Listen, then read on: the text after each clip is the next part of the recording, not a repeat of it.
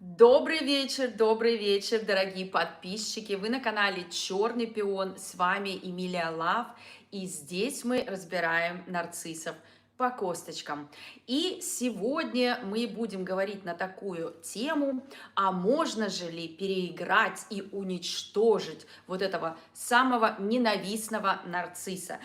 Такое чувство у нас возникает обычно после того, как нарцисс нам причинил боль, также после расставания или даже в течение отношений, когда мы хотим его поставить на место, ему что-то доказать, также его отзеркалить, показать, что он вам сделал больно, и получить то самое осознание. И то есть на практически всех этапах отношений с нарциссом вам будет хотеться его переиграть. Почему? Да потому что с самого начала вы находитесь не в отношениях, а в игре и в соревнованиях, потому что это нездоровые отношения. Ну а пока мы собираемся, я хочу напомнить, что у нас есть замечательный телеграм-канал, все ссылочки на мои соцсети под этим видео. Также в телеграм-канале у нас есть замечательный чат поддержки жертв абьюза, куда вы можете вступить, поделиться своей проблемой, а также ответить на свои волнующие вопросы, получить ответы как от наших участников, найти там соратников, и также от меня лично по понедельникам, когда я отвечаю вам в закрытом эфире на ваши вопросы. Поэтому вы можете написать в директ администратору в Телеграме и спросить об условиях вступления в чат поддержки. Мы будем вам очень-очень рады. Добро пожаловать всем, кому нужна помощь. Также по консультациям, если вам нужна личная консультация, вы также можете обратиться к администратору в Телеграме с запросом о консультации или по номеру телефона, указанному под этим видео. Ну и по разборам ваших личных историй, которые мы с вами частенько здесь разбираем, вы можете посмотреть пример в отделе в плейлисте «Реальные истории отношений с нарциссом. И если вам понравится, пишите администратору, узнавайте условия, и я могу разобрать вашу историю, так сказать, по косточкам, и вы получите некую терапию, да, услышите о происходящем со стороны. Хотела вас попросить из сегодняшнего нашего стрима, да, из сегодняшней темы, я бы хотела, чтобы вы тоже написали ваши примеры, как вы пытались переиграть нарцисса. В любом случае это неизбежно, так как нарцисс манипулятор, он издевается над нашей нервной системой, и, соответственно, мы находимся в иллюзиях, когда мы с ним в отношениях или после, да, что мы можем как-то его переиграть и чего-то там добиться, да. И вот я бы хотела узнать, если у кого-то получилось, если были какие-то результаты, да, или не получилось. Это тоже очень важно знать, чтобы те, кто читал эти комментарии, видел, что не получается, да, то есть напишите, возможно, у кого-то получилось, я же не знаю, но я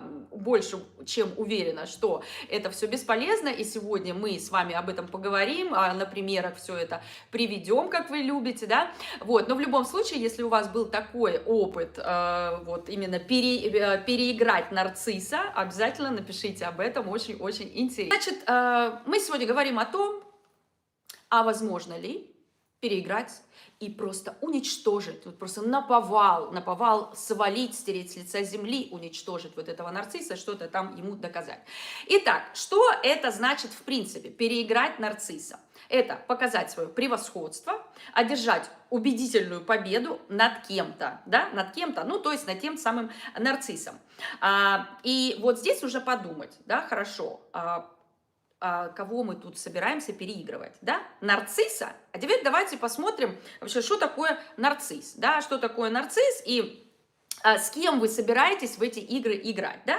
Нарциссическое расстройство личности – это неизлечимый диагноз, то есть здесь даже терапия не помогает, чтобы вы понимали, там вообще надежд никаких нет. Все, кто вам говорит, что нарцисс, там у него есть какие-то шансы на какую-то ремиссию, все полный бред. Все, что делает нарцисс, когда идет к психологу, он начинает манипулировать этим психологом. И если психолог некомпетентен в проблеме нарциссизма, он может даже на его крючок, так сказать, повестись и обвинить вас же, вот того, кто привел туда этого нарцисса в эту терапию, в том, что вы какая-то не такая, и вам нужно, так сказать, подлечить себя, во-первых, да, и также, значит, подкорректировать свое поведение, потому что Васеньку нужно принимать таким, как есть, да, не нужно наворачивать, делать из мухи слона и тому подобное. Значит, покопайся в себе, Марина. Да, я не спорю, Марина должна покопаться в себе, но не потому, что с ней что-то не так, и когда ее абьюзят, она просто пытается как-то отстаивать свои границы, а Марине нужно покопаться в себе в первую очередь, почему она в принципе попала в эти отношения, а не почему над ней издевались, понимаете? А вот после вот таких подобных терапий, когда нарцисс обрабатывает психологов, не знающих практически ничего, да, об этом расстройстве, то есть это вот будет такая какая-то базовые знания, не касающиеся нарциссизма. А здесь вот будут намекать на то, что почему-то тебе нужно еще, ну, то есть такой victim blaming, да, копаться в себе за то, что над тобой издевались. Вот.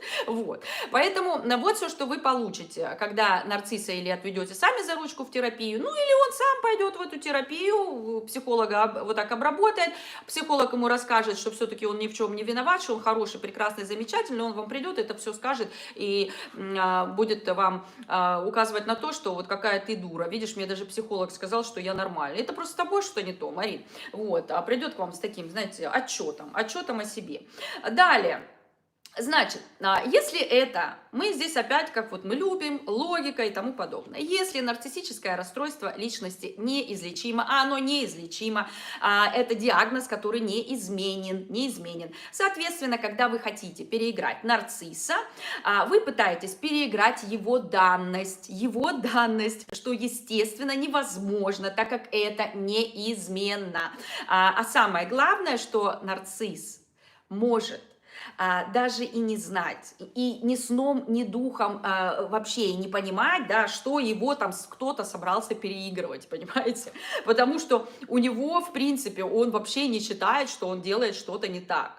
Вот. Даже когда он вас оскорбляет, даже когда он вас унижает, даже когда он вас материт, даже когда он вас бьет, да, физические физическое насилие применяет или финансовое, неважно, весь вот этот психологический, физический, финансовый абьюз, он не считает, что он делает что-то неправильно, понимаете?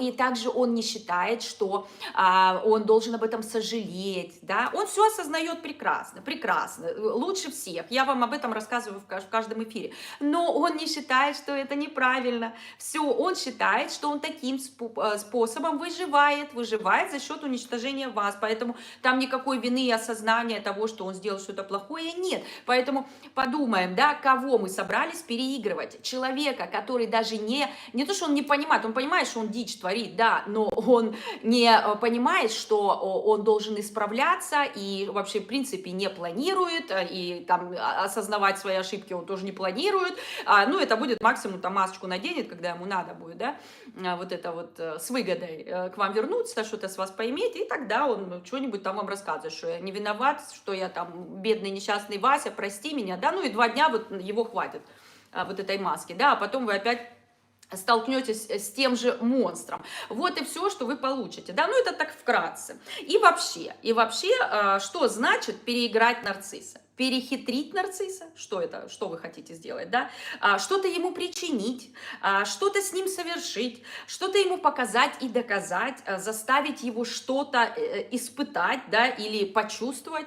То есть после того, как вот мы сейчас с вами поняли вкратце, да, вот что такое нарцисс, да, как вы думаете, вот человек с набором таких качеств, не качеств, как сказать, с признаками расстройства личности и с этим набором вот этих вот признаков способен на то, чтобы его перехитрили, да, на то, чтобы он позволил, чтобы ему причинили какую-то боль, или чтобы вы там что-то с ним совершили, или что-то вы ему можете доказать. Да, конечно, нет. Там все, вот, здравствуй, дерево, вот тут тук-тук-тук, вот.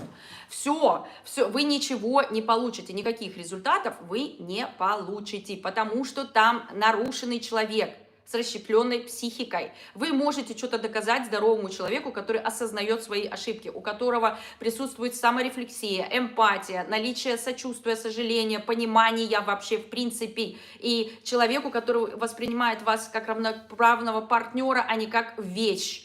из которой он сосет ресурс. Все. Вот этому человеку, да, вы можете что-то там доказать, переиграть и тому подобное, да, там, эмпата того же, которого, значит, вам что-то не понравилось, как он там сделал себя или повел, да, по отношению к вам. Но не вот это, ну, как бы, ну, это стена, понимаете, это стена. То есть вы пытаетесь вылечить нездорового человека, когда пытаетесь переиграть нарцисса, что невозможно. То есть если это не удалось до сих пор ни одному психиатру, да, в мире, то с чего мы взяли, что это удастся мне, да?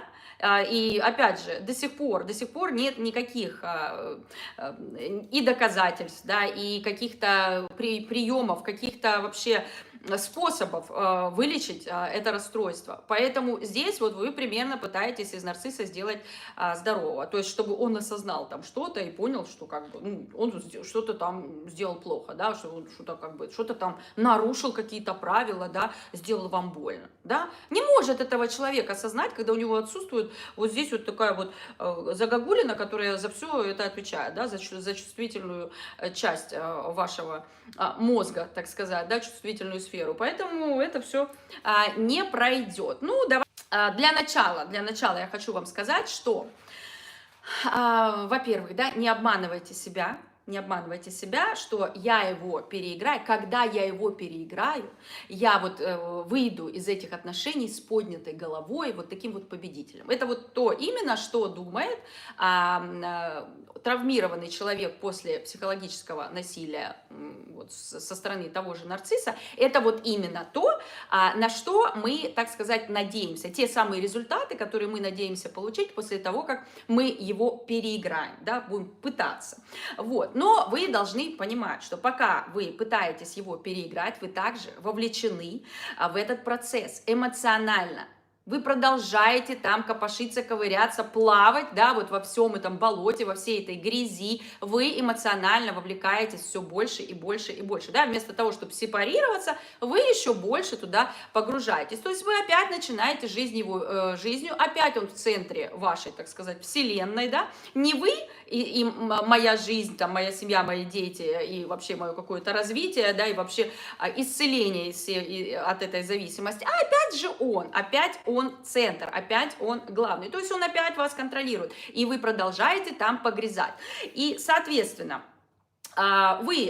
если вы эмоционально вовлечены в это, да, когда вы пытаетесь его переиграть, соответственно, что вы делаете? Вы ожидаете его реакции, то есть вы отслеживаете его реакции. То есть опять все ваше внимание, опять же, только на нем. И, естественно, что здесь получается? Вы еще больше застреваете на этом нарциссе, впадаете еще больше в эту зависимость, да, если кто-то не знает, что любовь к нарциссу – это зависимость, ну, вот будем так говорить простым языком, еще больше в него влюбляетесь, как говорится. Да, но это совершенно не так, это вы еще больше просто подсаживаетесь на вот эту самую адреналиновую иглу, на вот эти качели и тому подобное, пытаясь его переиграть, потому что вы все еще там, это все равно, что вот вы, значит, тонете в болоте, да, и вот так по пояс стоите, такая, вот здесь вас, ну, вы здесь свободны, да, все, я вышла, я молодец, а вниз вас тянет, потому что вы не можете оттуда вылезти, нет такой силы, понимаете, почему ее нет, потому что вы еще не приняли тот факт, что вы имеете отношения,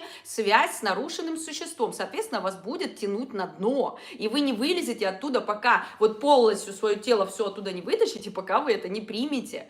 Соответственно, когда вы принимаете этот факт, вам уже не будет хотеться его переигрывать, потому что переиграть пустоту вы не сможете. Там нету, не будет никаких результатов. Соответственно, вот здесь у нас перед нами такая картина. Тонущий человек наполовину, да, в болоте, пытается что-то доказать болоту. Вот. Все, оно вас как тащило на дно, так оно и будет тащить вас на дно, пока вы сами не поймете, да, что ничего вы не получите, кроме вот именно самоуничтожения. Далее, вообще, в принципе, желание переиграть нарцисса, вот здесь очень такая неприятная сейчас будет вещь, может вообще, в принципе, перерасти в обсессию и в одержимость. И вы просто потеряете себя. Вообще у эмпатов, я вам так скажу, есть очень слабая сторона, когда они действительно могут потерять свое «я», потому что благодаря вот той самой чувствительности, вот этой вот экстра, так сказать, да, сверхчувствительности, сверхсожаления там какое-то, переживание, то есть человек пропускает все через себя, эти люди очень склонны прогибаться, ломать свои принципы, быть удобными, да, где-то вот пропускать какие-то красные флаги, чтобы кого-то не обидеть, там, да, быть вот этой удобной девочкой, хорошей девочкой, спасательницей и тому подобное. Вот это как раз слабая сторона эмпата, которая его же и губит. И вот так вот может человек себя даже потерять свое «я». А вот если эмпат еще будет соберется переиграть нарцисса, тут вообще будет просто, ну, практически вы можете, ну, личность свою абсолютно растирать, забыть, кто вы есть на самом деле и тому подобное. То есть мало того, что как бы в отношениях, да, уже это происходило, а здесь это жесткая игра с манипулятором. Вы вообще представляете, что с вами может произойти, если вы попытаетесь, все еще будучи в зависимости, я сейчас не говорю о тех, кому там уже плевать на этих нарциссов, да, и там на бывшего, на этого. Я говорю, именно когда вы находитесь в зависимости, вы пытаетесь его переиграть. Это невозможно. Это невозможно. Если вы еще что-то к нему чувствуете, это невозможно, потому что вот эти чувства, они возьмут вверх, вы опять поведетесь на вот это его, на этот бред его какой-то, опять вернетесь в эти отношения. И почему вы туда вернетесь? Да потому что вы отсюда и не выходили. Пытаясь его переиграть, вы не режете эту связь с ним и продолжаете там оставаться. И вы даже не заметите, как вы опять попадете с ним в отношения. И сейчас вот я вам расскажу, каким образом это может получиться. Возможно ли переиграть нарцисса и какие результаты вы получите? Ну, во-первых, нарцисс всегда будет на шаг вперед вас. Всегда. У нарцисса богатый опыт по части манипуляций, жонглирования масками, событиями, словами. Всегда в запасе многоходовые схемы для выпутывания из ситуации с пользой для себя. И честностью в этой игре, конечно же, нарцисс не отличается. Он лишний раз просто отточит свои навыки на вас. Вот когда вы попытаетесь его переиграть, он просто приобретет очередной опыт в копилочку себе и будет знать, что ага, что-то новенькое, все, себе там отложил, да, в черепушечке, и потом он просто этот опыт с вами будет использовать как на других, так и на вас продолжать, если вы будете продолжать пытаться им манипулировать, и, ну, как переиграть, или вообще будете с ним в отношениях. Вы просто подкинете ему очередной инструмент для манипуляции, да, что-то новенькое ему покажете. Он это также использует. Все, что бы вы ни пытались сделать, нарцисс будет использовать для своей выгоды. Далее. И тут, значит, он отточит на вас свои навыки и покажет, кто тут виртуоз, так скажем, по части мухляжа и подтасовок. Надо учесть, что ставка в этой игре выгодна нарциссу порой ценой вашего благополучия, здоровья, карьеры, а может быть даже и жизни. И таких историй мы знаем уйму, да, когда человек пытался войти вот в эту игру, с ним что-то там ему доказать, переиграть, отомстить, вот это вот все, да, и действительно его жизнь просто катилась на дно. Вы теряли работу, да, вас могли даже уволить, потому что вы не могли концентрироваться на вот, если вы там какой-нибудь бухгалтер, ваша концентрация вся пропадала, вы делали ошибки, вас могли уволить за это, да. Далее, с семьей у вас также нарушаются отношения, с друзьями у вас также все портится. А здесь мы уже не говорим, да, о жизни, да, есть такие истории, где человек, к сожалению, теряет жизнь, да, благодаря вот той связи, вот этой связи с токсичным нарциссом, и особенно, когда он пытается вот так вот жестко ему что-то доказать и его переиграть. Значит, настолько далеко простираются интересы нарцисса, настолько он будет кровожадный. Вот. Он ничем не поступится, у него абсолютно как сказать, вот эта эмпатия у него отсутствует, у него абсолютно нет никакого сожаления, что вы из-за него, да, потеряли работу, что вы из-за него потеряли друзей, что где-то там он вас там избил, вы ходите в синяках, он абсолютно не чувствует ничего, потому что он знает, что он сделал правильно, все. Если нарцисс что-то делает, он делает это правильно, вот он так именно и думает в своей вот этой больной шизанутой башке. Далее. Для нарцисса высший пилотаж оставить вас ни с чем. И вот истории с разводами, да, вот кто вот там с нарциссами разводился, вы знаете, да, что для него это самое вкусное будет, что вас оставить на улицу. А если вы еще и с ребенком, да, это вообще для него будет просто лакомый кусочек. Вот, это для него будет уже такой, знаете, очень-очень дорогой трофей, который он поставит себе на очередную полочку, опять же, запишет в новые навыки, да, приобретет этот опыт и пойдет дальше срубать остальные головы, да, которые попадаются ему на пути. Далее. К этому он будет стремиться, чтобы доказать, что он что-то из себя представляет, а методы для него не принципиальны, абсолютно. Все это объясняется элементарным отсутствием эмпатии и максимальным наличием потребительства, что является одним из неизменных составляющих его диагноза. Вы можете сколько угодно планировать свою победу и пытаться его переиграть, но у вас ничего не получится, как раз-таки потому, что у вас эмпатия присутствует. Как я уже сказала, что ваша вот эта эмпатия, она вам на руку не сыграет, поверьте мне, она будет играть против вас. Ребятушки, вы просто не сможете сделать холодный расчет, как это сделает нарцисс. Пока вы будете анализировать, что будет, если я сделаю так-то или этак, он вас неожиданно укусит, чем нанесет очередную травму и понизит вашу самооценку опять. То есть у вас уже и так была вот эта самооценка, там непонятно на каком уровне, да, он же вас постоянно обесценивал, да, а когда вы будете пытаться рыпаться, там что-то ему доказать, да, и его переигрывать, ну, вы должны вообще попрощаться со своей самооценкой просто полностью, потому что с каждым разом, вот с каждым вот этим, с каждой попыткой его переиграть, вы будете себя терять все больше и больше и больше, и он вам будет это уже в лицо кричать, понимаете, своими поступками. Вы будете после каждой попытки переиграть нарцисса, будете чувствовать, что вас облили вот ведром с помоями, понимаете? И очень будет обидно, что мало того, что ничего у меня не получилось, да, и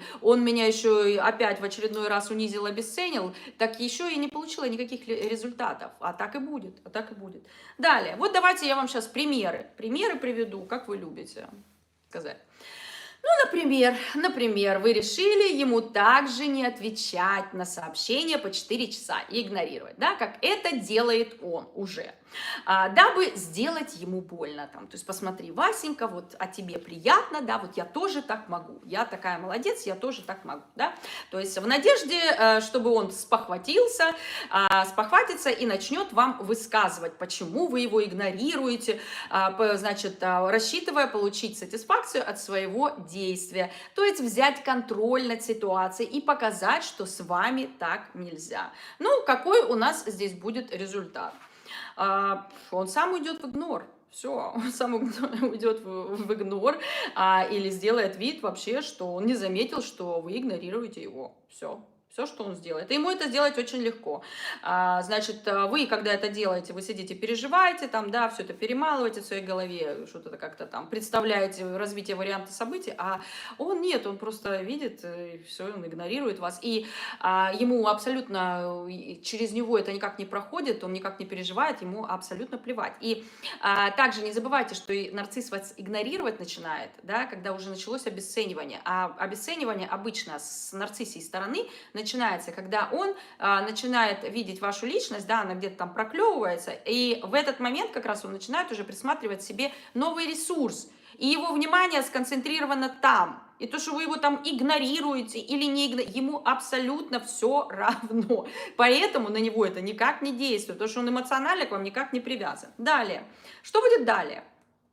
Вы подождете какое-то время, вот он вас игнорирует, да, в ответ, перемалывая вот эти мысли о том, почему он не реагирует, а что я ему не так важна, да, вас вот это будет мучить, опять будете себе там наворачивать, да, неужели я ничего, никакой ценности не представляю, что ему абсолютно все равно, что я там его игнорирую, да, он никак на это не реагирует, то есть вы будете сидеть, ждать его реакции, понимаете, 24/7, опять вот эта концентрация полная на нем.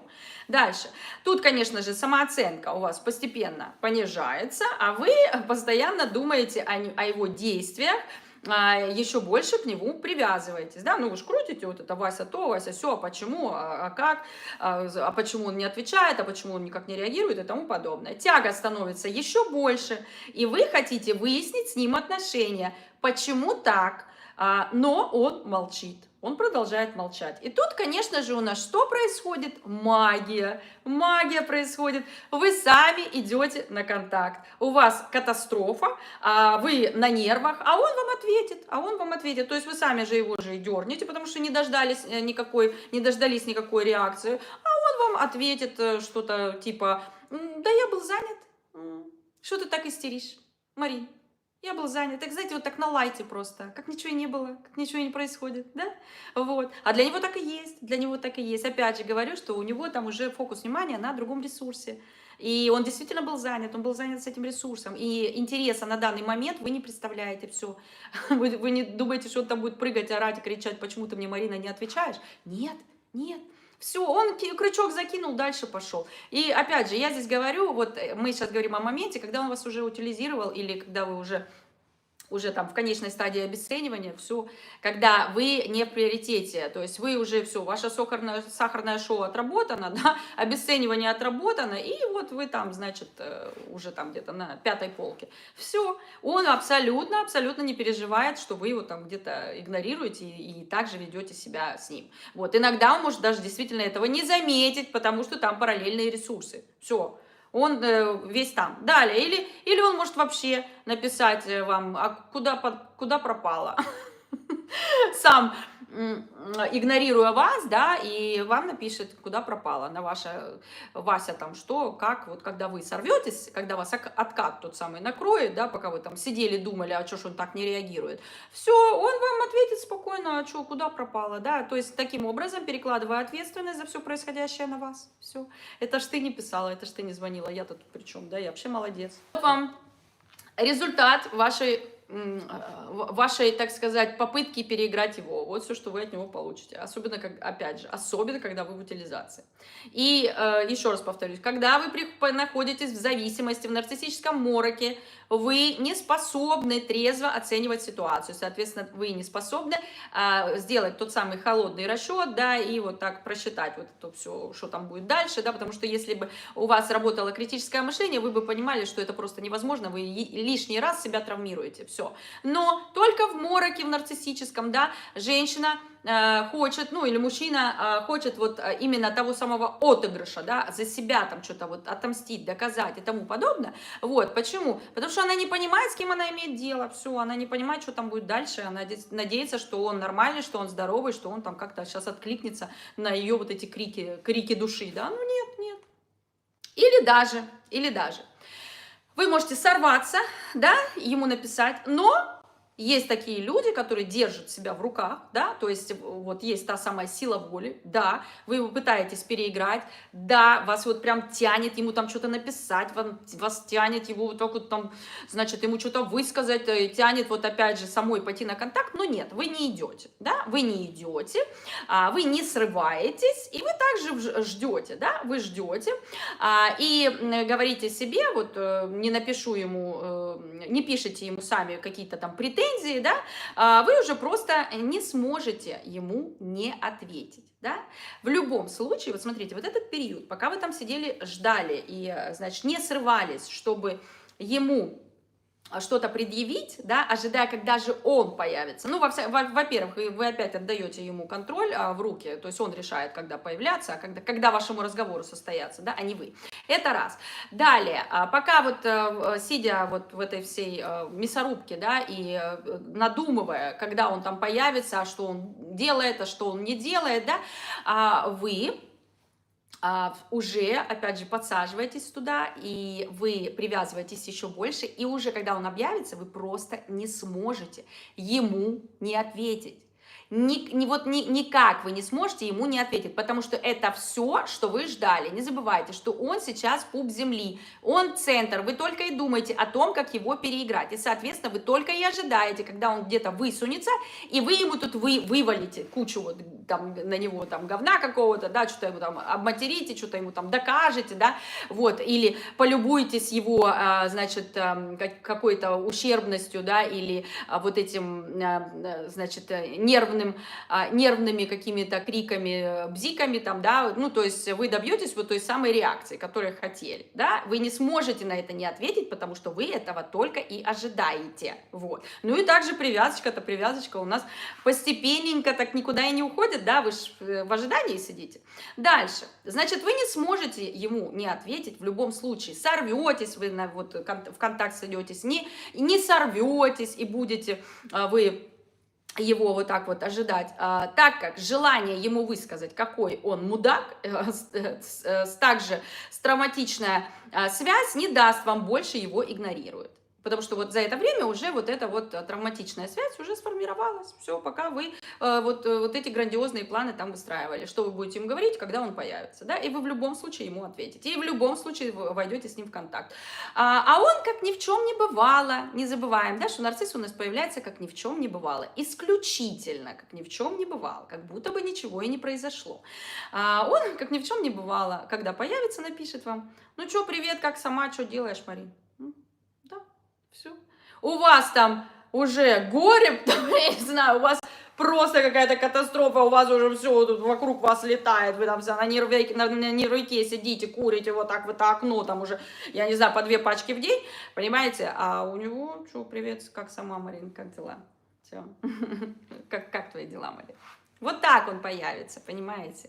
И где вот этот результат и эмоции, которые вы хотели получить, да? Вот где? Да не будет его, не будет, потому что человеку плевать на вас изначально. Все вот это сахарное шоу было вам показано для того, чтобы получить ваши эмоции, все, ваши реакции, ваше восхищение, там, да, вот это вот все. Вот уж пустое. Далее. Но вы, вот тут еще будет очень интереснее сейчас, да? Вот смотрите, у вас вот это все копилось, да? Значит, вы сидели, вот это все выжидали. Накопительный вот этот процесс уже произошел, да? Ну, есть два варианта. Значит, когда он появится вот с таким, а что, как бы, там, Марина, как дела, да, вообще, как мимо проходил, да, хотя вы там уже чуть не извелись, да, чуть с ума не сошли за все это время. Есть два варианта. Вот эта накопительная система вот этого всего, всей этой агрессии, злости, да, ненависти и вообще, в принципе, желанием что-то высказать, она или взорвется, и вы его материте с ног до головы, да, вот. Но это очень такие, знаете, редкие случаи. Это мы уже, в принципе, практикуем, когда уже не можем совершенно себя сдержать, да, и, в принципе, этому должна предшествовать какая-то вот нестабильная ситуация, то есть, может быть, где-то вы там поскандалили немножко, да, но если это происходит так, вот именно так, в основном, что вы будете здесь делать? Вы не захотите показывать ему, что за это время вы чуть не сошли с ума. И вы просто потому, что вы не захотите ему показывать, что у него есть вот такая вот сила, что он контролирует ваши эмоции, что вы так сильно переживали, то есть вот эта вот гордость, да, заговорит, то есть вы не захотите ему показывать, как вам больно. Думая, что это тоже как-то на него произведет впечатление. Да, ну это типа, что я за тобой бегать буду, Вась? Вот такое будет, понимаете? А внутри у вас все будет кипеть, когда вы увидите вот это вот, а что, как дела? Когда он вот так вот не прореагировал абсолютно на ваши попытки его переиграть. Вот. И даже, в принципе, не обсудил с вами эту проблему, да? Вот. У вас будет все просто кипеть, но вы также спокойно ему ответите.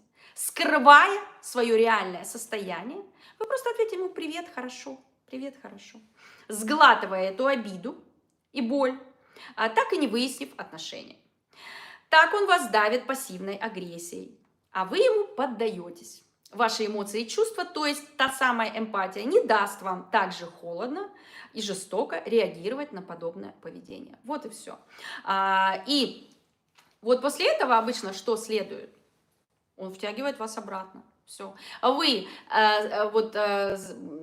желаете, да, вы не хотите ему показывать свои реальные чувства, то есть накидывать ему баллом, посмотри, Васенька, как мне вот, как я сильно переживала, да, за то, что вот ты так со мной поступаешь, да, вы не будете ему это рассказывать, потому что это будет как-то стрёмненько, да, то есть вот, чтобы ему еще больше вот этой значимости не набивать, вот, поэтому здесь вы не получите желаемой реакции, когда вы агрессивно на него начнете там орать, да, вот как ты мог, Васенька, и тому подобное, что будет выглядеть очень глупо, да, и он вам обязательно тыкнет это в лицо, скажет: ого, ты какая бешеная, ты посмотри, ты что, так по мне страдаешь, что ли, Марин? Нифига себе, я даже и не имел понятия, что у тебя тут такое происходит. Слушай, ну лечись, Марин, лечись, вот такое что-то будет, вот на вашем, вот это вот... если вы ему что-то вот будете высказывать, ни с того, ни с сего, да, он же-то отсутствовал долго, ну, как бы он вас игнорировал, и вы тут такая, там ему что-то, да, ну, как это будет выглядеть? Это будет выглядеть неадекватно, и он вам обязательно об этом скажет, да. Вот здесь вы будете чувствовать себя вот облитой теми самыми помоями, да. Это раз. И с другой стороны, даже если вы не будете никак реагировать, и он появится, а здесь у вас будет, вы поставите себе запретные эмоции, все. А вот, кстати, вот в такие моменты, когда мы ставим себе запрет на эмоции и копим вот это вот все внутри, да, не высказываем ничего и продолжаем глотать вот эту обиду, а вот здесь у нас уже начинается нарушение по здоровью, что обязательно скажется на ваше, вот, вылезет через психосоматику, да, там, боль в желудке, это вот начинается у нас обычно, да, какие-то пищеварительная система в первую очередь реагирует на вот такой образ жизни, нервотрепки, да, нервной жизни, так сказать, вот, на стрессовые ситуации. Вот, ну, а потом уже по цепочке там и волосы полезут, и, значит, что еще у нас там, вес мы потеряем, да, много чего у нас высыпают на коже, непонятно что там, да, вот, поэтому здесь, ребятки, это же все, оно также накопительный эффект, то есть чем дольше вы с ним там остаетесь, чем дольше вы собираетесь его там переигрывать в чем-то, вот таким образом вы зарабатываете себе вот эти все болезни, да, и щитовидная железа, конечно же, страдает в первую очередь, вот, поэтому кто находится или находился в таких отношениях, обязательно идите проверяйтесь, в первую очередь щитовидную железу, вот, вы даже можете не подозревать, что у вас там проблемы. Далее, в общем, то есть понятно, да, в обоих случаях результата ожидаемого, вот, когда я вышла с этой вот, значит, с гордо с поднятой головой, победителем из вот этой вот схватки, да, когда я переиграла нарцисса. Нет, вот вы видите прекрасно на примере, и в вашей жизни было примерно то же самое, когда вы общались с нарциссом. Да. Все ваши попытки его переиграть были обесценены, просто обесценены. Все. И ничего вы там не получали, никакой своей сатисфакции. Или вы решите, например, его переиграть, планируя, назнача ему встречу и не прийти. Опять вот примитив, да? Например, да? Вот он же вас там кидал постоянно, то что-то за 5 минут до встречи отменял встречу, вообще сливался или вообще делал вид, что вы и не договаривались, да, вот такое. Вы могли вот, возьмем вот такой вот пример, да, очень распространенный, и вот вы решаете сделать то же самое, да, значит, вы назначаете ему встречу, вот, и не приходите. А он что может сделать? Он может сам за полчаса до этой встречи вам написать или позвонить, сказать, что у него не получается. Уже все, ничего не вышло, да? Потому что это его обычное поведение. Когда он с вами договаривается о чем-то, он обязательно сливается. Вот. А что еще хуже? Ну, вы-то на это не рассчитываете, поэтому я вам и говорю, что нарцисс всегда на шаг вперед вас. Всегда. Что бы вы там себе не планировали, да? Далее. А что еще хуже?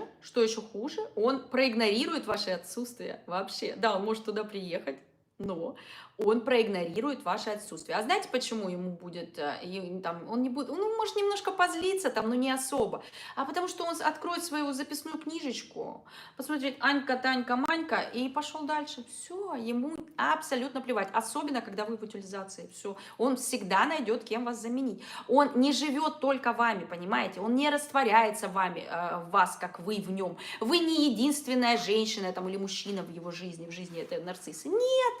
У него всегда есть запасные варианты, и опять же, он никому из вас, вот из вот этого и гаража, и вас, он никому не привязан. Поэтому, ну, не получилось здесь, получилось там, все. И вообще, я вам 100 раз рассказывала, что когда нарцисс едет к вам навстречу, в очень многих случаях он заезжает по пути еще к парочке своих возлюбленных, так сказать, да, то кому на чаек, кому на потрохушке, как бы там все может быть по-разному наборчик. Кто каким набором туриста его кормит, понимаете? Все спокойно, спокойно. Вы не представляете, какой нарцисс грязное мусорное существо. Это вот, в принципе, это вот, если мы берем мусорку, которая все скидывает, вот это нарцисс, это помойка, понимаете?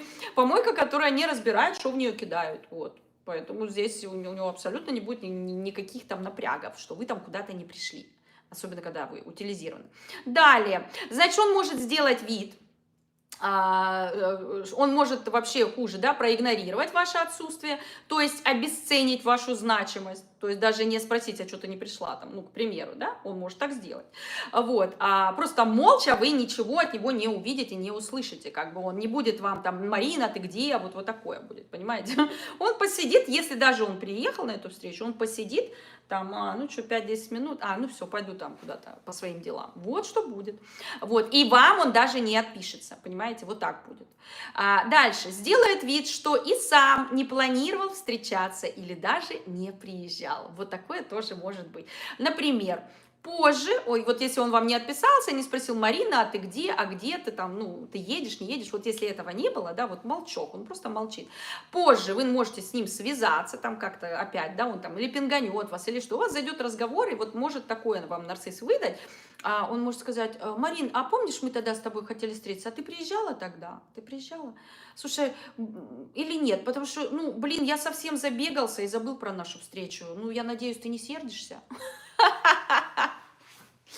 Вот так вам может нарцисс сказать, да. И неважно, правда это или неправда, это может быть даже правда. Это может быть как правдой, так и неправдой. Вот. Но в любом случае, если это неправда, и он говорит это вам специально, да, здесь это будет вам месть такая, да, чтобы, ну, посмотри, насколько ты вообще для меня ничего не значишь, то есть там, не в приоритете, ты на 10-м месте, как бы, он обязательно вам озвучит то, что его там не было, понимаете? И чтобы дать вам понять, что, что вы как хатика его ждали, а он не пришел. И еще вот так это будет подано с таким, знаете, сарказмом. Ну, я надеюсь, ты на меня не сердишься, Марина, ну что там? Ну что, ты как бы, ну тоже ничего страшного-то нет, да? То есть он опять вас ставит в позицию слабого, в позицию того, кто за ним бегает, в позицию того, кому нужно больше, да, а себя, и опять же, вот он в позиции сверху, вы в позицию снизу, ожидающий, и вот опять, какие бы вы попытки не предпринимали, он всегда перевернет все с ног на голову, ничего не получится. Далее, или, например, тоже очень распространенный вариант, да, когда вы решили скинуть скрины переписки, где он вас сам же и пингует, да, вы вот, например, уже не вместе с ним, вот там, расстались, и он продолжает, вот будучи там с кем-то в паре, там уже у него новый ресурс, он продолжает вас пинговать, пытается вас вернуть, там, да, что-то вам опять там чешет, да, или он женат, этот нарцисс, вот, и вы вот пытаетесь его переиграть таким образом, хотите скинуть вот переписку там, или его жене той же, да, или его новому ресурсу, с которым он сейчас мило выставляет там фотографии, сторис, там с ней отдыхает где-то, там у них такая вся красивая жизнь у них, вот. Ну и что? Что он сделает? Конечно же, он вас выставит сумасшедшей бывшей, что вы эти переписки вообще подделали, он тоже так может быть, а что, трудно подделать переписку легко. Он, конечно, будет все отрицать. Это раз, что это вообще не его аккаунт, там не его телефон, это вообще не он писал, и вы сами все поделали. Ну, посмотри, как она по мне гонит, да, за мной бегает, она сумасшедшая бывшая, она меня в покое такого прекрасного не оставляет, она просто меня уже достала. Вот, Аня, посмотри, да, еще и покажет эти переписки у себя, может, где-то в телефоне, он же все удалил давно, он покажет, что у него ничего нет. А вы вот такая дура, понимаете, вот. И если там девушка неадекватная, они просто вместе над вами поржут, да, как бы, потому что это там же может быть и нарцисс, и психопат такой же с ним в паре, неважно. Вот, ну а если это жертва, которую он уже обработал, на которой уже вот так вот туманчиком повис вот этот нарциссический морок, то Она, конечно же, не поверит. Она не поверит вам, и она поверит ему, потому что Васенька хороший, Васенька честный, Васенька на такое не способен. Но он же ей рассказывает каждый день, что она та самая единственная замечательная королева. У них же сахарное шоу, вы что? Она никогда не поверит в это. Все, она уже как бы там на пути в утилизацию, а на пути в утилизацию очень сладко идти, вот так как мягко стелит, жестко спать, вот так будет. Вот, поэтому она просто вам не поверит, и будут они вместе обсуждать, какая же вы мерзкая, какая же вы там конченая, какая же вы сумасшедшая, ненормальная, да, преследовать такого бедного несчастного Василия. Мгм. И вообще, возможно, еще вас лбами столкнет, да, чтобы она там вам позвонила, будет подстрекать ее, чтобы она вам там позвонила или еще что-то. Ну, в общем, за счет вот этой триангуляции, понимаете, вы ему только поможете набить больше значимости в тех отношениях. Все, вы опять ему поможете, но вы никак его не переиграете. Он всегда все вывернет в свою пользу. Видите, поэтому это не работает, это не работает. Далее, что еще? Каким образом еще может обернуться ваши попытки переиграть нарцисса? Вот первое это было, да, вы всегда должны знать, что нарцисс всегда на шаг вперед вас. А второе, что вы получите, это временный эффект. Временный эффект и безрезультатность. Что это значит? Вы можете сколько угодно пытаться переигрывать нарцисса, но желаемого результата вы не получите. А нарастание своей зависимости от него и от этой нескончаемой игры еще как.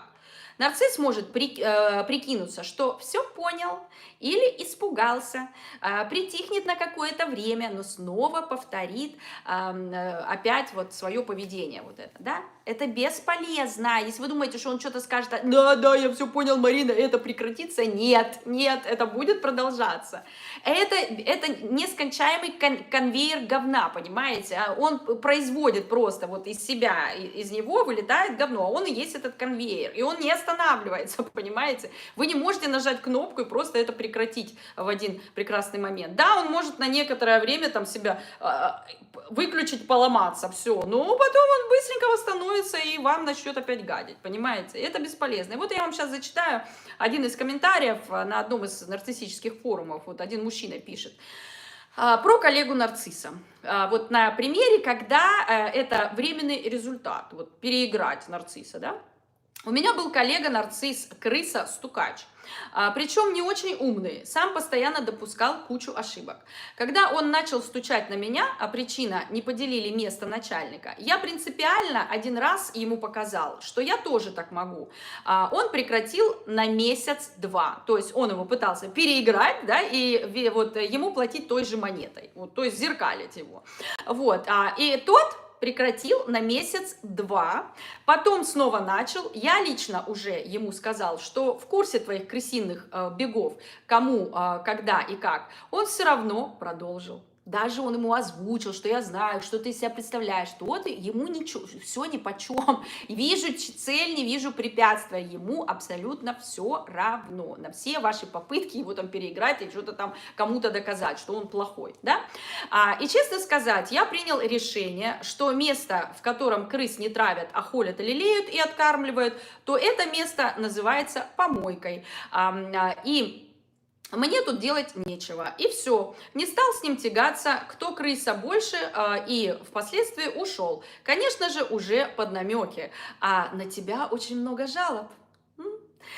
Тем не менее, тягаться, кто больше блевотины выпьет, не та дисциплина, в которой хотелось бы получить всеобщее одобрение. Отличный комментарий, понимаете, вот вам на жизненном примере, как бесполезно переигрывать нарцисса. Вот, из него как вот эта вот блевотина, как он назвал, лилась, так и будет продолжать литься. Все, вы не сможете, понимаете, еще, если мы берем работу, да, и у вас с ним некая конкуренция, он обязательно вокруг себя будет собирать свиту, понимаете, нарцисс в одиночку не работает. Он обязательно будет собирать вот эту поддержку, ходить вот там вот крысятничать направо и налево про вас, какой вы плохой, подставлять вас. И вот эти люди, они будут ему помогать, даже не зная, какое он чудовище, да, потому что многие, во-первых, или сами нарциссы такие же, да, или просто наивные дурачки, которые верят в его басни и сказки, он же прикидывается жертвой, говорит, что он прекрасный, хороший, а вот тот, значит, Петя плохой. Все, и будут верить ему, потому что Петя не собирает вокруг себе свиту и не ходит, не пускает про вас сплетни, не поставляет. То есть у вас уже нет никаких шансов его обыграть, потому что он уже подготовил почву для вашей плохой репутации, понимаете? Все, поэтому это бесполезно. Вы никогда его в этом не опередите. И вот что, человек просто взял и ушел оттуда. Другого тут выхода не было. Если бы он остался на этой работе, он бы так и продолжал вариться вот в этом дерьме. Там бы ничего не изменилось, он бы его все равно уничтожил. Вот мы говорим переиграть и не уничтожить со стороны нарцисса, но нет, тут нарцисса, да, но тут не получится. Нарцисс, скорее всего, вас быстрее уничтожит, понимаете? Поэтому здесь только расставаться с такими особями. Далее.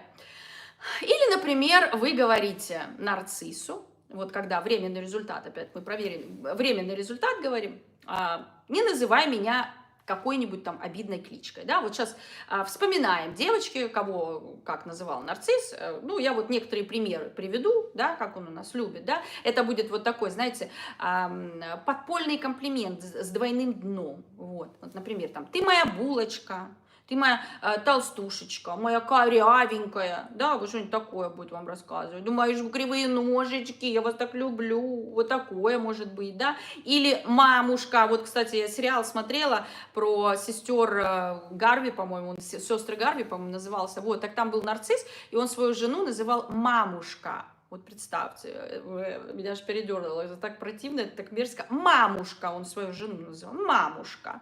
Вот, ну понятно, что он ее воспринимал как мамка, любой нарцисс будет, когда он уже вас в ранг мамки свел, вы будете мамкой, но тут прям вот такое какое-то, такое оно гадкое, такое что-то вот мерзкое, какое-то вот первертное, мамушка, взрослый мужик называет свою жену мамушка, как будто бы она его мамочка. Вот, это фу, прям, это ужасно. Вот, вот что-то такое. И вам, например, это не нравится, да? Или называй меня по имени, например. Потому что нарциссы очень часто не называют вас по имени, потому что они таким образом обезличивают вас, да? То есть, как бы им это...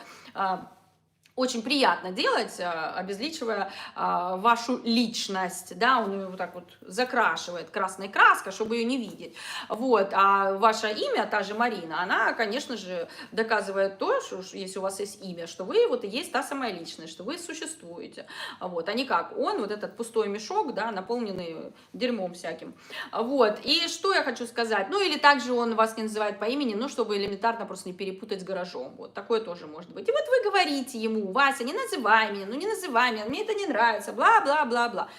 Бесполезно, он продолжает вас называть всякими кличечками. Вот напишите, какими кличками вас называл нарцисс, если такое было, да, или не называл по имени вас, тоже отпишитесь обязательно, это очень интересно. И тут вы что начинаете делать, когда не срабатывают простые человеческие просьбы? Вы решаете его переиграть и тоже начинаете его называть всякими мерзкими кличками.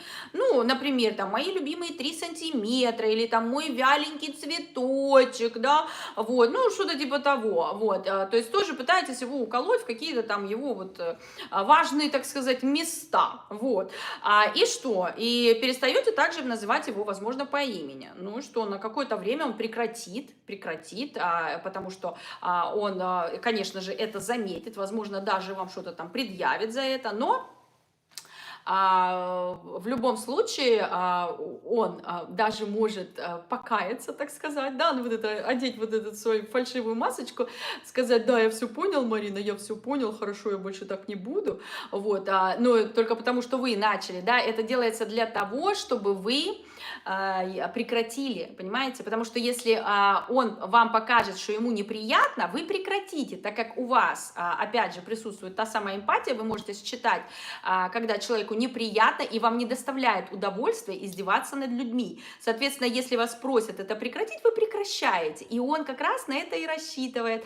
Каким образом? Он может вам это озвучить, Марин, ну, типа, вот, ну, не делай так больше, вот мне это неприятно. Вот, и также может сказать, ну, да, я так больше не буду делать, я же хороший, я молодец. Все, так он усыпит вашу бдительность, да, переждет какой-то момент, потом по новой все все, он по новой, как называл вас вот этой толстушечкой, булочкой, там, моя жирная попочка, там, да, или моя ж ты скелетинка моя, да, вот это вот все, или без имени, там, эй, иди сюда, понимаете? Оно как было, так и будет. Только он переждет какой-то момент. Все для того, чтобы вы прекратили его вот так вот называть. Все, потому что, конечно, ему так неприятно, да, что у него там вот, корнишончик 3 сантиметра, да, ну, особенно если это правда, так там вообще боль будет, понимаете, ему это будет неприятно слышать. А если, не дай бог, вы же это все вынесете куда-то там на всеобщее обозрение, так сказать, вот эту информацию, у него же тоже страх этот присутствует. Если вы озвучиваете вот какие-то его там недостатки, да, он боится, что вы вынесете это, так сказать, ссор из избы. Ну, почему? Потому что он по себе судит, он же то же самое делает, он про вас ходит, всякую грязь разносит за вашей спиной всегда, знаете это, всегда, всегда. Вы не представляете, что нарцисс несет про вас за вашей спиной. Там просто полная дичь. И обычно мы это узнаем после того, как мы с ним там расстались, да, и тому подобное. Но это уже другая тема, неважно. То есть, но самое, что, вот, так сказать, обидное, когда вы хотите его переиграть, ну, вы, да, на время он успокоится, но потом опять начнет делать то же самое, да, и скажет вам, например, покаяться, вот он, как еще он покаяться может? Он может сказать, да, я больше так не буду, Марина, сказав, что вы делаете из мухи слона, но через время опять начнет вас унижать. Ну, пока он будет там извиняться, он обязательно, опять же, все перевесит на вас, скажет, что это ты, такая-сякая, вот, ну, делаешь из мухи слона. Вот. Тут же ничего такого нету, что я тебя называю, там, ты же моя ущербненькая, да, или ты же моя страшненькая, вот. Тут ничего такого нету, вы делаете из мухи слона. То есть ты идиотка, понимаете? Ты идиот. Я с тобой шучу, это у меня такие шутки. А ты вот все так близко к сердцу воспринимаешь. Что намекая на то, что вы туповато, да, что у вас отсутствует чувство юмора, и вы просто не способны понять его чувство юмора. Значит, с вами что-то не так, правильно? Все. Ну, тем не менее, да, ну, если не хочешь, не буду, Марин, ну, не буду, хорошо, ладно, ладно. И вы стоите, опять вас как вот это ведром этих помоев облили, все, понимаете? Еще плюс начинаете сомневаться, а может, правда, что со мной не так, и у меня отсутствует чувство юмора, да?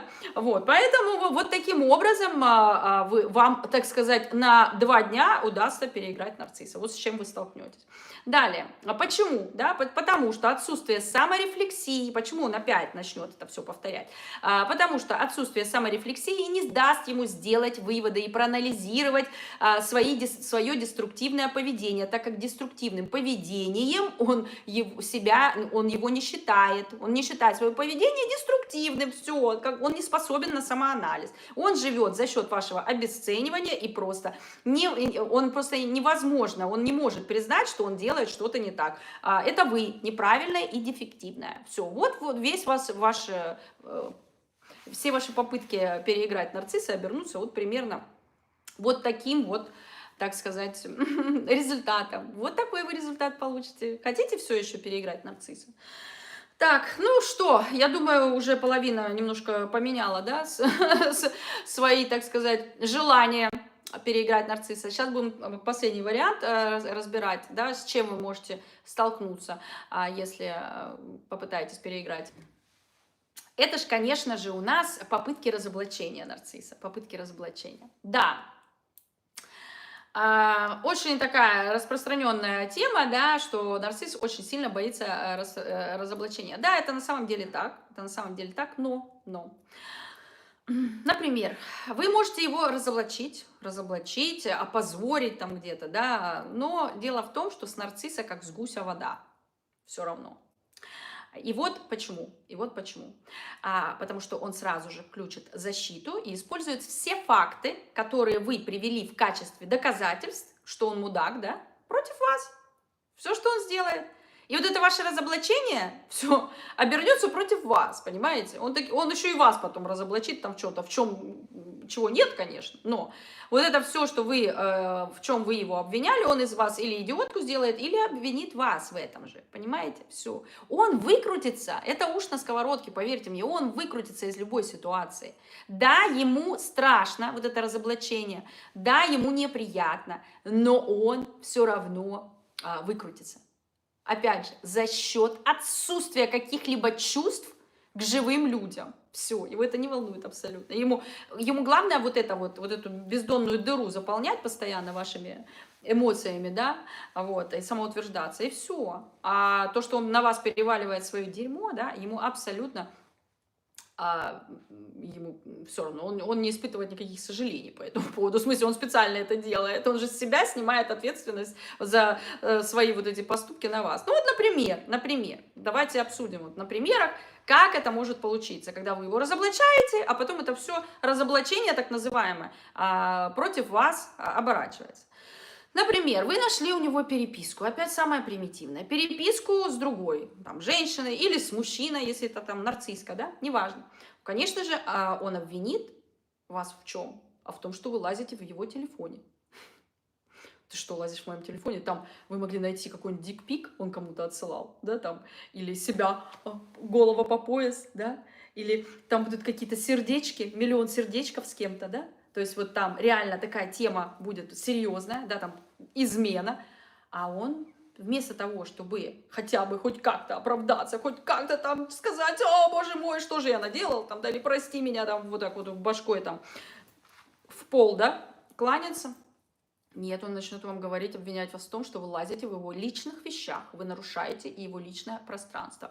Зачем это делается? Для того, чтобы сместить фокус внимания с реальной проблемой, да, на вот эту какой-то бред, который он там придумал, да, на вас, вот это, на вас, чтобы, опять же, снять с себя вот, ответственность за свои деяния, так сказать, да, чтобы, и он будет вас просто морально давить так, и настаивает вот именно на проблеме того, что вы лазите в его в телефоне до такой степени, что вы уже потом и забудете, что вы туда залезли, понимаете? Он так сделает из вас виноватого, что вы действительно уже не будете думать о первоначальной проблеме, вы будете думать о том, что и правда я, наверное, что-то переборщила, зачем я к нему залезла в телефон, да, это некрасиво, я его прям чуть ли не предала, особенно если у вас присутствуют вот эти принципы, да, что вот я никогда не залазю никому и тому подобное, да, это плохо и т.д. и т.п. Вот. Все, и опять же, если вы до сих пор пребываете в зависимости, очень, очень велика вероятность, что вы, опять же, будете винить себя, еще и прощения у него просить за то, что вы залезли в телефон, где нашли, что он отсылает кому-то свой член. Все, вы еще и будете прощения за них, за это просить. Да. Далее, вот ваш, так сказать, реванш. Переиграли вы как? Посмотрите, как вы его переиграли. Или... Что еще может быть? Вы ему скажете, что видели его там в кафе с какой-нибудь женщиной, там, ну, с другой.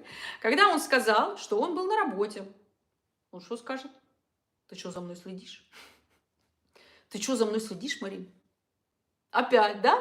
Он сдвигает фокус внимания не с того, что он где-то там с какой-то тёлочкой кофеечек попивал, да? А может, и не кофеечек. Вот, а потом хер знает, куда они там пошли после этого кофеечка. Вот. А то, что вы за ним следите. И, конечно же, вы сейчас чувствуете себя кем? Вот этой сумасшедшей, да? Которая бегает и следит за ним. Вот. А вам вообще, в принципе, могли это или передать просто, да? Кто-то там из ваших подруг, возможно. Или вы могли реально проходить мимо. И это увидеть не потому, что вы за ним следили, а просто вот вам на глаза попалось это, да? Но это не учитывается. Нет, потому что его максимальная задача нарцисса сделать из вас вот ту самую сумасшедшую, а он идеальный, а он адекватный. Все, это вы деформированная какая-то, вы нарушенная, все, вы неликвидная. Если ты за мной следишь, значит, что ты реально какая-то там отстойная, неликвидная. Потому что ты так не уверена в себе, что ли, да? Капец. Вот так он может сделать. Далее. Или, например, вы скажете ему, что он флиртовал с вашей подругой. То есть вы заметили, что он пытался с ней флиртовать. Или вы можете сказать, что зачем ты смотришь на мимо проходящих женщин, то есть на вот эти зады, так сказать, да, вот так проводишь их своим взглядом при мне, да, мне это неприятно. Или что еще он там может сделать, да, или просто вообще засматриваешься на других при мне, или, возможно, зачем ты мне рассказываешь подробности своей интимной жизни с бывшей, мне это тоже не нужно, неприятно. А он скажет, а что ты что, ревнуешь? А ты что, ревнуешь, Марин? У тебя что, такая низкая самооценка, что ты меня ревнуешь к каким-то женщинам, которых я даже не знаю? Да, то есть здесь опять же, посмотрите, отсутствие саморефлексии. Он не считывает свои косяки, он не анализирует то, что он творит, но он очень хорошо анализирует вас. Да, вас. Со стороны, где где ему больше выгодно. Вот и все. Да, это вы. Вот такая вот лохушка, вот такая вот ущербненькая, такая страшненькая женщина, да, неуверенная в себе, которая его ревнует к каким-то там фантомным, несуществующим женщинам, да? То есть, ну, попыталась, как сказать, вы попытались не дать себя унизить, так сказать, отстоять свое достоинство, сказать, что вам это неприятно, да? А получили в ответ вот это вот ушат говна, все, что это значит, с тобой что-то не так. Это не я, ущербное чмо, которое не уважает женщину, которая рядом со мной находится, да, а я как вот так Абелина, да, вот так вот не могу мимо юбки ни одной пройти, да, сдержать себя. И вот я потому что мусорка, потому что он мусорка. Все, он все подряд на себя принимает, понимаете? Ему чем больше вот это ресурсика, тем ему вкуснее. Вот. Это не я подбираю все подряд. Вот. Он же этого, конечно, не признает, естественно. Что ему легче сказать? Что вы какая-то ненормальная, с низкой самооценкой, вот ущербная. Все, это ваша проблема. Все, понимаете, все это будут вот эти проекции на вас моментально перевешены. Все, что и обязательно он это сделает таким образом, чтобы у вас больше не возникало желания ему что-то предъявлять. И вот так вот постепенно жертва нарцисса начинает мириться вот с таким поведением, а потом в конце отношений вы вообще обнаружите, что это нормально, что он там с кем-то переписывается, лежа с вами в кровати, понимаете? Все, потому что вы адаптировались уже к такому отношению. Да. Далее. То есть, как вы видите, да, вот после всех этих примеров, оправдания, извинений вы, конечно, не получите, и доказательств, что вы лучшее и никто ему не нужен, да, вот то, чего вы ожидаете, когда вы ему говорите, ну как ты можешь там на кого-то смотреть, зачем ты там не смотришь, мне это неприятно, Василий. И что вы ожидаете? Да нет, ну что ты, Марина, ну мне же кроме тебя никто не нужен, ты же у меня сама звездочка, там, все хорошо, если ты неприятно будешь так делать, не буду, ну это что-нибудь, хотя бы такое, хотя бы, да. Ну, вы услышите то, что услышите, то, что я вам уже выше озвучила. Вот то, что вы ожидаете, результаты от своего, как сказать, вот этой зеркалки, да, когда вы пытаетесь его переиграть, вы абсолютно, вообще вы это даже не мечтаете получить. Вот. Все будет против вас. Вы, конечно, не дождетесь вот подобного результата и реакции нарцисса, которую вы ожидаете. Это очень обидно. Далее. Так, ну а если вы его в чем-то серьезно разоблачите, да, вы, конечно же, нарветесь на месте. И причем чужими руками, потому что свои он марать не будет. Вот. То есть здесь, я говорю сейчас, если вы имеете какой-то на него компромат, там, да, вот что-то такое прям реально серьезное, что может его там посадить, вы можете его посадить куда-то там, да, или, ну, что-то такое, может, криминальное, я не знаю. У нарциссов же вечно какие-то там делишки, вот это вот все, там на них компромата, как всегда, с гору. Вот. И просто здесь нужно еще понимать, с каким нарциссом вы имеете дело, да. Если это нарцисс с психопатией, да, то здесь вы можете реально, даже самостоятельно он может вам приложиться, да, вот, отомстить вам, вот. Но если это нарцисс какой-либо, там, не церебральный, не психопат, тот же, да, то здесь месть будет чужими руками, и вы даже не поймете. Нет, вы будете знать, опять же, я уже в прошлом эфире кому-то отвечала на этот вопрос, вы будете знать, что эта месть исходит от него, но другие не будут знать, никто даже не догадается, потому что он сделает все так, чтобы он был белый и пушистый и к этому никакого отношения не имел. Вот. Но он может хорошенько, и как такое, что самое будет легкое, это, ну, такое, знаете, лайтовое, это будет, ну, подпортит вам репутацию, так скажем, да, вот. А если есть какие-то связи, сделает все для того, чтобы вас больше на работу нигде не взяли, да, уволили с вашей, там, не взяли нигде на работу. Значит, вот если это развод, о боже мой, там будет вот эта дележка, не дележка, детьми будет манипулировать, неважно, но в любом случае нарцисс будет мстить. Он будет мстить, если это серьезное разоблачение, он будет мстить вот конкретно так, да, к этому нужно быть готовым. Если уж собрались его разоблачать, вы должны быть готовы к последствиям, да, это реально не шуточки. Но Если это вот разоблачение, что-то типа, то, что касается только вас и именно вашей боли, вот, например, такой, как измена, там, да, или вот переписки какие-то, или там внимание там на кого-то он обращает, нет, он просто вот так вот наедине с вами вас опустит до плинтуса так, что вам мало не покажется. Вот, вот таким образом закончатся ваши попытки переиграть нарцисса. Да, да вы просто боретесь с ветряными мельницами. Все. Здесь не будет результатов, которые вы ожидаете. Вы ничего не добьетесь, да, но травмируете себя еще больше. Вот и все, что вы получите, если вы попытаетесь переиграть нарцисса. Поэтому не пытайтесь, не планируйте какие-то там грандиозные, да, планы по уничтожению нарцисса. Все обернется против вас. Далее, еще я вам хочу зачитать значит, мнение психолога, который, так сказать, тоже исследует нарциссизм. И мнение психолога со стороны жертвы, то есть как она видит человека, который желает отыграться на нарциссе, да, вот за свои какие-то обиды. Что происходит именно с этой жертвой? Вообще глубинное желание на ком-то отыграться или заставить кого-то испытать проекцию собственных сложных чувств, да, то есть отомстить за свою обиду.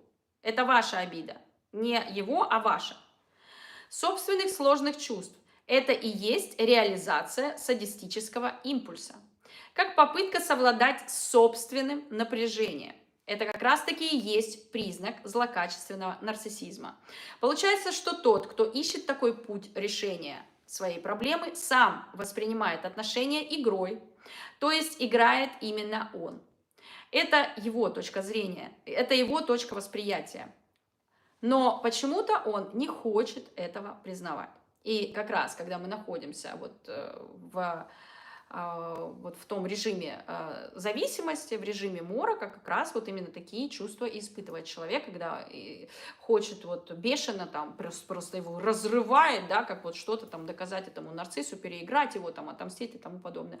Да, потому что также он получает, как бы он в надежде получить вот этот вот садистический ресурс, то есть если нарциссу будет плохо, мне будет хорошо, как она думает, да, но я вам уже сказала, что, во-первых, если даже что-то вам удастся, это будет временно, потом нарцисс вести себя точно так же станет, а также результат вот этой вашей мести, он тоже не продлится долго, то есть на вас. Вы не будете от этого наслаждаться этим постоянно и бесконечно, и навсегда вам хватит вот этого ощущения. Вы захотите еще, а также вы захотите вступить в эти отношения опять в надежде на то, что Васенька все осознал и понял, но ему же больно было, когда я вот что-то там ему сделала, да, и значит, он все понял, осознал, давайте все начинать сначала. Вот, понимаете, это стимуляция вступления, вот опять же, шанса вступления в эти отношения опять. Вот и все. Но вот эти все, я согласна с этим психологом, когда, опять же, мы в мороке, когда жертва в мороке, она перенимает очень много черт нарцисса, да, это вот тот самый транзиторный нарциссизм, о котором мы говорим в каждом эфире практически, вот, и, конечно же, у нас нарцисс-садист, и, соответственно, вот в этом положении морока вы можете прочувствовать, как себя чувствует нарцисс, в принципе, по жизни, да, вам будет хотеться крови, да, вам будет хотеться над ним издеваться. Если изначально вы, когда его встретили, это был ваш самый любимый там человек, ну, когда влюбились, и все, как бы вы даже не думали о том, чтобы причинить ему какую-то боль, там, да, ну, да ладно, ну, это же мой любимка, там, да, мой роднулька и тому подобное. А вот уже на этой стадии вас там будет прям раскачивать, вы прям будете его ненавидеть, вам захочется причинить ему боль, думая, что вы получите от этого сатисфакцию. Ничего вы не получите от этого. Запомните, сатисфакцию получают от нанесения боли только психопаты, нарциссы и вот эти бесчувственные существа. Если вы здоровый человек, нормальный, да, без каких-либо отклонений, вы сатисфакцию не получите от того, что вы даже принесли боль нарциссу. Это будет какой-то временный эффект, вот такой эффект бабочки, все такой какой-то быстрый, очень быстрый. Но потом, во-первых, вы можете сожалеть об этом, вас будет жрать чувство вины, зачем я это сделала, да, если вы там что-то такое плохое очень сделали, да. вы опять же будете себя уничтожать, вот поедать изнутри тем, что вы будете чувствовать себя виноватым. Потому что опять же наличие эмпатии просто вам не даст просто так холодно принять эту ситуацию, там я отрезала Васе руку и ничего страшного, и будете сидеть такие, ага, классно. Ну, как в принципе нарцисс или психопат. Вот с вами будут, конечно, происходить вот эти все этапы вот этого кошмара, когда вы будете просто себя винить, и еще больше, как когда вы себя винили, когда Вася на вас эту вину навешал, понимаете? И вот эта эйфория будет 2 секунды у вас длиться за свои деяния, так сказать. Вот, далее, в нормальных отношениях люди не играют и не переигрывают друг друга. Пусть это добро остается у нарциссов. Это они любят игры, потому что к построению реальных отношений у них нет доступа ввиду психической организации. Стоит ли переигрывать нарцисса? Конечно же, нет. Потому что он не изменится. В первую очередь, потому что он никогда не изменится. Когда мы хотим его переиграть, мы хотим его изменить, понимаете? Вы не можете изменить человека с диагнозом, все. Вы не можете пришить ногу тому, у кого этой ноги нет. Вот что вы пытаетесь сделать, когда вы пытаетесь его переиграть. Все, это его существо, он так живет.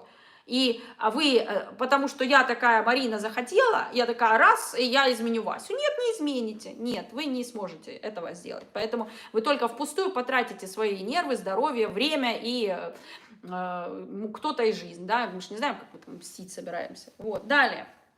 Нарциссы. Они боятся соответствовать воображаемым идеалам. Они чувствительны к критике, испытывают стыд за собственное несовершенство и чрезмерно озабочены тем, как их воспринимают другие. Поэтому, смотрите, как видите, нарциссы зависимы от того, что я перечислила, да, от взаимодействия с другими людьми. И лучший вариант переиграть нарцисса – это не взаимодействовать с ним, так как вы убьете сразу всех зайцев, понимаете? Вот если реально вы у него заберете то, что для него самое важное, вы его действительно переиграете, а именно его значимость, все. А как вы значимость можете забрать? Да только вот полнейшим, тотальным игнором в неконтакте, все. Вот, я сейчас вывела новую форму игнор в неконтакте. Вы знаете, что я всегда была против игнора, но сочетание игнор в неконтакте прямо вот таки попадает идеально под формулу, когда вы уходите, вы прекращаете все отношения, уходите в полный неконтакт, то есть вы его блокируете везде, но игнорируете любые попытки его пингов. То есть он пытается к вам прорваться, да, что вы делаете? Вы не отвечаете ему, Васенька, привет, как дела? И вот, или там что-то высказываете ему, и опять пытаетесь переиграть. А вы игнорируете любые попытки проявление войска. Там, он пытается залезть в какую-то дырку, вы просто берете морду его обратно затаскиваете, ничего ему даже не говоря и не объясняя. Все. Вот, это и есть игнор в неконтакте. Когда он заблокирован, так вы еще и игнорируете попытки, любые, к вам просочиться, понимаете? Поэтому все здесь мы поняли, да, что невозможно переиграть нарцисса эмпату, невозможно. За исключением, если вы там не темный эмпат какой-нибудь, хотя вот темный эмпат, я так думаю, что приближен там уже к нарциссизму. Вот, поэтому, если вы здоровы, да, если вы не психопат, не нарцисс, и не какой-нибудь там, я не знаю, социопатик, да, вот, то вам не удастся его переиграть. Все, вы только в ущерб себе будете действовать, вы не будете наслаждаться от этой игры. Все, и не забывайте, самое главное, что пока вы его переигрываете, вы в его игре, не в вашей. Вы участвуете в его игре, это его игра, потому что изначально это было отношение, а не игра. Все, вы опять подопечный, вы опять игрок, но вы не хозяин. Вы не контролируете эту ситуацию, когда пытаетесь взаимодействовать с человеком, который вас уничтожал, пытаясь что-то там доказать, понимаете? Поймите вот именно это и вот следуйте вот этому пониманию, что не стоит тратить свое время, нервы на пустое место, которое тебе недостойно, да, и которому, самое главное, вы никогда ничего не докажете. Все. У него своя правда, у него свой мир выдуманный, И вы в этом мире всего лишь вот какая-то вот проходящая булочка, да, там, вот на конвейере, которую он сожрал и выкинул. Все, следующий. Поэтому, знаете, заяц волку не угроза, так скажем. И, к сожалению, это вот такая вот правда жизни, да? Ну что, ребятки, я надеюсь, вы поняли, что мы сегодня с вами пытались выяснить, да? Вот, если кто-то изменил свое мнение, я очень-очень рада, и у вас отпало желание переигрывать нарцисса, да, и вы, может быть, благодаря этому эфиру все-таки выберете себя, да? Да, поэтому обязательно подписывайтесь на Телеграм, там у нас приходят все оповещения, там у нас посты о нарциссах, если вас интересует информация, я там даю максимальную информацию о нарциссах. Там вы можете, так сказать, обучиться знаниям. Там очень-очень-очень много информации, поэтому идите, читайте, присоединяйтесь, подписывайтесь. Ну и также все оповещения вы не пропустите ни одного, потому что там всегда ссылочки я скидываю. Также в чат поддержки, если вы хотите вступить в наш закрытый чат поддержки жертв абьюза и получить психологическую помощь, поддержку, найти соратников, рассказать о своей проблеме, поделиться, да, также получить ответы на свои вопросы от меня лично по понедельникам. Я делаю закрытый эфир, отвечаю на ваши вопросы. И в течение месяца вы можете получить ответы на 9 своих вопросов. Это замечательная опция, так сказать, и очень-очень полезная. Так, ну что еще? По историям, если вы хотите разобрать свою личную историю, также обращайтесь в Телеграм, в Директ, в чат поддержки также администратору пишите в Телеграм, в Директ. По разбору истории тоже пишите Ирине в Телеграм, она расскажет об условиях работы с историями. Вот, и что еще у нас? Консультации, да, на личную консультацию туда же обращайтесь, если вы хотите разобрать лично свою ситуацию со мной наедине. У нас консультация длится 2 часа, вы мне рассказываете свою историю, мы ее анализируем, я даю рекомендации по выходу из зависимости, если вы в ней еще находитесь, да, а также я даю рекомендации, как вообще, в принципе, пережить этот момент, да, и вообще понять, что с вами происходило, все красные флаги мы там отмечаем с вами, да, ну, то есть по максимуму все разбираем по косточкам.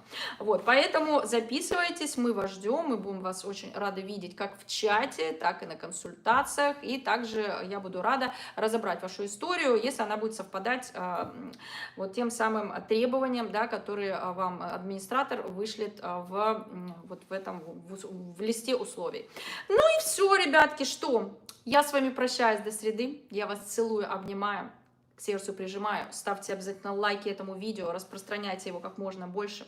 А я с вами прощаюсь. Пока-пока.